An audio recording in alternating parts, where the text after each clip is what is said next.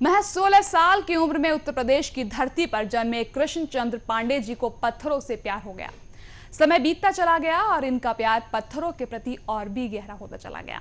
जमाना जिन पत्थरों को ठोकर मारकर आगे निकल जाता है, पांडे जी ने धरती मां के गर्भ से निकले इन बेशकीमती धरोहरों पत्थरों को बहुत ही बखूबी और लगन से संजोते चले गए और फिर पत्थरों के खजानों में इन्होंने हजारों रंग बिरंगे अजूबे शामिल कर दिए। आपको बता दें कि गारगोटी द मिनरल म्यूजियम के नाम से इनके नासिक और दिल्ली में म्यूजियम भी हैं। आइए अब आपको दिखाते हैं साधना टीवी संवाददाता से पांडे जी की हुई खास बातचीत। इस वक्त मेरे साथ खास बातचीत करने के लिए मौजूद हैं केसी पांडे जी, जो कि गारगोटी द मिनरल म्यूजियम के सीएमडी है। इसके अलावा ये किसी प्रतिभा के मोहताज नहीं, लेकिन फिर भी हम आपको बताते चले कि ये शिरडी के पूर्व ट्रस्टी भी रह चुके हैं और ये इंडियन नेवी में अधिकारी के पद पर भी तैनात रह चुके हैं। तो आइए खास बातचीत करते हैं पांडे जी से। पांडे जी, मेरा पहला सवाल आपसे ये है कि आपने 1978 में इंडियन नेवी ज्वाइन किया, वहाँ पर आप एक अधिकारी के पद पर तैनात थे। उसके बाद आपने 1993 में वहाँ से रिटायरमेंट ले लिया। ऐसा क्या था कि आपने क्यों रिटायरमेंट लिया वहाँ से? जी, जब पहली बार लगभग 16 साल की उम्र में मैंने पहला पत्थर उठाया था तो मुझे एक डिवाइन वाइब्रेशन, एक डिवाइन बॉन्ड की अनुभूति हुई थी और मुझे ऐसा लगा था कि मुझे इन पत्थरों के लिए बहुत कुछ करना है। भारतीय नौसेना की नौकरी ने मेरी काफ़ी मदद की, मेरे अंदर काफ़ी ट्रेट्स डेवलप किए जिसको आप लीडरशिप ट्रेट्स कहते हैं, एक जुझारूपन डेवलप किया व्यक्तित्व के अंदर। उन्हीं सब ट्रेट्स को लेके मैंने अपनी यात्रा शुरू की पत्थरों की और आज इस मुकाम पर भारत के पत्थरों को लेके आए, साथ में इन्होंने हमें भी गौरवान्वित किया। इतनी कम उम्र में आप में पत्थरों के प्रति एक रुचि थी, आप चाहते थे कि देश की एक बेशकीमती धरोहरों को मैं सबके सामने रखूं। ऐसा क्या आपको इनमें नजर आया? क्यों आप इस पत्थरों के साथ आपका लगाव था? ऐसा क्या बात थी? देखिए, देशभक्ति तो हर भारतवर्ष के नागरिक के अंदर है, लेकिन जब आप फौज में जाते हैं तो एक तरह से आपके ऊपर एक देशभक्ति का लेबल लगता है और चूंकि आप उस माहौल में रहते हैं तो शायद उसकी जागृति ज़्यादा होती है।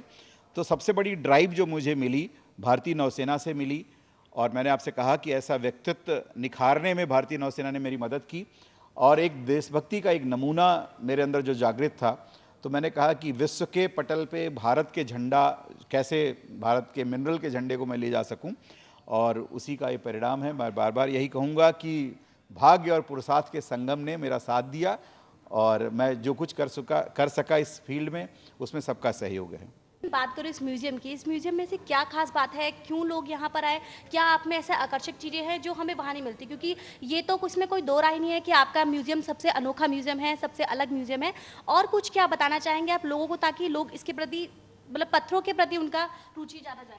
देखिए, पहली बात तो इस म्यूजियम के बारे में बताऊंगा कि ये कोई कमर्शियल इंस्टीट्यूशन नहीं है, ये एक व्यक्तिगत मेरा संग्रह है और मेरे ख्याल से दुनिया का सबसे बड़ा जियोलाइट का संग्रह है। एक बार और कहना चाहूँगा, पूरे विश्व का जियोलाइट का सबसे बड़ा संग्रह है। दूसरी बात आपसे कहना चाहूँगा कि एक व्यक्ति का कहीं भी दुनिया में इतना बड़ा म्यूजियम नहीं है। म्यूजियम का जो कारोबार है नेचुरल हिस्ट्री का, वो सब या तो वो सरकारें, फेडरल गवर्नमेंट करती हैं या एनजीओज करती हैं, जैसे बिल गेट फाउंडेशन है, राजीव गांधी फाउंडेशन है, इंदिरा गांधी फाउंडेशन है। ये सौभाग्य शायद मुझे ईश्वर ने दिया कि मैं पहला विश्व का व्यक्ति हूँ जिसने लोगों के लिए म्यूजियम बनाया और मैं टैक्स सरकार को भरता हूँ up to the extent of 30 lakhs। जो भी मैंने एनजीओ इसलिए नहीं बनाया कि तमाम सारी एनजीओ की बारे में चर्चा होता है कि वो लोग पैसे साइफन करते हैं और उसका पैसों का दुरुपयोग करते हैं। तो एक फौजी होने के नाते मेरे अंदर ये जिद था कि मैं एनजीओ नहीं बनाऊंगा, मेरे अपने जो संसाधन हैं, जो भी मैं कर पाऊंगा वो अपने संसाधनों से करूंगा, सरकार को उसको टैक्स भरूंगा, सरकार को उसकी रॉयल्टी भरूंगा, और मैंने वही करने की कोशिश की। मैं आपके माध्यम से ये कहना चाहूँगा भारतवर्ष के लोगों को कि भारत अभी भी सोने की चिड़िया है। ये तो समुद्र का एक ड्रॉप है जो मैंने लोगों के सामने लाने की कोशिश की। भारत अपार संपदाओं का देश है, चाहे वो जन संपदा हो, चाहे वो खनिज संपदा हो, चाहे वो वानस्पतिक संपदा हो, चाहे वो बौद्धिक संपदा हो, चाहे हमारी साहित्यिक संपदा हो। कितनी भी आप अगर जितना आप अध्ययन करेंगे आपको लगेगा कि भारत एक अभूतपूर्व देश है, अभी भी सोने की चिड़िया है। मैं इस म्यूजियम के माध्यम से सबको आह्वान करना चाहता हूं कि अभी भी भारतवर्ष के अंदर अपार संपदाएं छुपी हुई हैं और टिप ऑफ द आइसबर्ग, जिसको आप अंग्रेजी में कहते हैं, वो अभी तक एक्सप्लोर नहीं हुआ है।